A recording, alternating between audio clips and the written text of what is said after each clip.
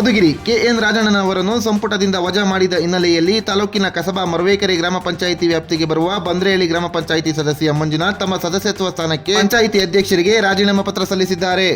ಇನ್ನು ಗ್ರಾಮ ಪಂಚಾಯಿತಿ ಸದಸ್ಯ ಮಂಜುನಾಥ್ ಮಾತನಾಡಿ, ನನಗೆ ಮತ ನೀಡಿ ನನ್ನ ಗೆಲುವಿಗೆ ಕಾರಣರಾದ ಎಲ್ಲ ಮತದಾರರಿಗೂ ಧನ್ಯವಾದಗಳು. ಏಕಾಏಕಿ ರಾಜಣ್ಣನವರನ್ನು ಸಚಿವ ಸಂಪುಟದಿಂದ ಹೈಕಮಾಂಡ್ ವಜಾ ಮಾಡಿದ್ದನ್ನು ಖಂಡಿಸುತ್ತಿದ್ದೇನೆ. ನಾನು ಕೂಡ ನನ್ನ ಗ್ರಾಮ ಪಂಚಾಯಿತಿ ಸದಸ್ಯತ್ವ ಸ್ಥಾನಕ್ಕೆ ರಾಜೀನಾಮೆ ನೀಡುತ್ತಿದ್ದು, ಮುಂದಿನ ದಿನಗಳಲ್ಲಿ ರಾಜಣ್ಣನವರನ್ನು ಸಚಿವ ಸಂಪುಟಕ್ಕೆ ಸೇರ್ಪಡೆ ಮಾಡದಿದ್ದರೆ ಇನ್ನು ಕೆಲವರು ಸದಸ್ಯತ್ವ ಸ್ಥಾನಕ್ಕೆ ರಾಜೀನಾಮೆ ನೀಡಲಿದ್ದಾರೆ ಎಂದರು.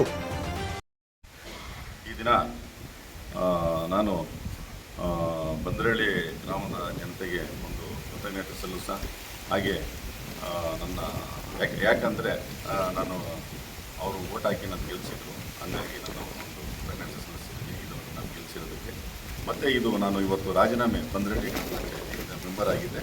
ಮುರಕೆರೆ ಗ್ರಾಮ ಪಂಚಾಯತಿಯಿಂದ ಇಲ್ಲಿ ಪಂಚಾಯತಿಗೆ ಬಂದು ನಮ್ಮ ಅಧ್ಯಕ್ಷರಿಗೆ ಕೊಡಬೇಕು ಅಂತ ಹೇಳಿದ್ರು.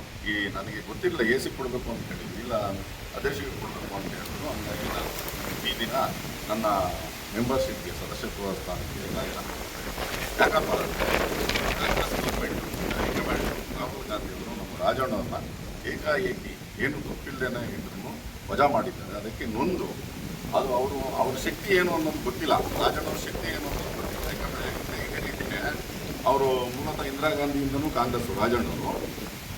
ಆದರೆ ಹಿಂಗೆ ಒಂದು ಸಲ ಟಿಕೆಟ್ ಕೊಡ್ತಿದ್ದಕ್ಕೆ JDSಗೆ ಹೋಗಿ ಬೆಳ್ಳಾವಿ ಕ್ಷೇತ್ರದಲ್ಲಿ ನಿಂತ್ಕೊಂಡು ಇಡೀ ಜಿಲ್ಲೆಯಲ್ಲಿ 11 ಕ್ಷೇತ್ರದಲ್ಲಿ 10 ಕ್ಷೇತ್ರಗಳನ್ನ JDS MLAಗಳನ್ನ ಗೆಲ್ಲಿಸಿದಂಥ ಶಕ್ತಿ ರಾಜಣ್ಣವ್ರಿಗೆ ಇದೆ. ಅವತ್ತಿನ ಇವತ್ತು ರಾಜ್ಯ ನಾಯಕರಾಗಿದ್ದಾರೆ ಮತ್ತು ಕಾಂಗ್ರೆಸ್ಗೆ ನಿಷ್ಠಾವಂತ ಲೀಡರ್ ಆಗಿದ್ದಾರೆ. ಆಮೇಲೆ ಬೇರೆಯವ್ರ ಥರ ಕಮಿಟ್ಮೆಂಟು ಆ ಕಡೆ ಪಕ್ಷ ಈ ಕಡೆ ಪಕ್ಷ ಆ ರೀತಿ ಇಲ್ಲ. ಇವರು ಏನೇ ನೇರವಾಗಿ ಮಾತಾಡ್ತಾರೆ, ನೇರವಾಗಿ ಪಕ್ಷ ನಿಷ್ಠೆಯಿಂದ ಇದ್ದಾರೆ. ಅಂಥವ್ರಿಗೆ ನೀವು ಏಕಾಏಕಿ ಈ ರೀತಿ ಮಾಡಿರೋದು ಸರಿಯಲ್ಲ.